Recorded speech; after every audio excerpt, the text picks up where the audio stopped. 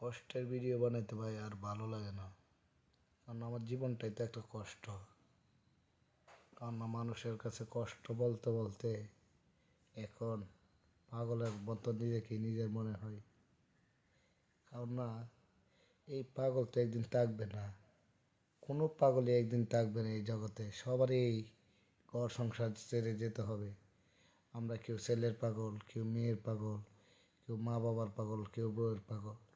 কিন্তু আসলে আমাদেরকে যে আল্লাহ সৃষ্টি করছে, আমরা কি সেই আল্লাহর কোনো দিন পাগল হয়েছি?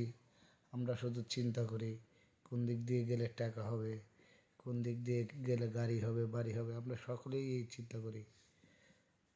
আর তাদের মধ্যে ভাই আমিও একজন, আমার কথা মিথ্যা কথা বলবো না, আমিও একজন। কিন্তু একদিন দুনিয়া ছাড়তে হবে, এটাই বাস্তবতা। আমি আর কিছু বলবো না।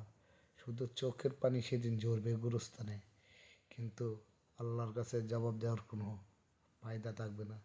যদি আমার আল্লাহ যদি সব গুনাহগার উম্মতকে যদি মাফ করে, তবেই আমরা জান্নাতে যেতে পারবো আলহামদুলিল্লাহ।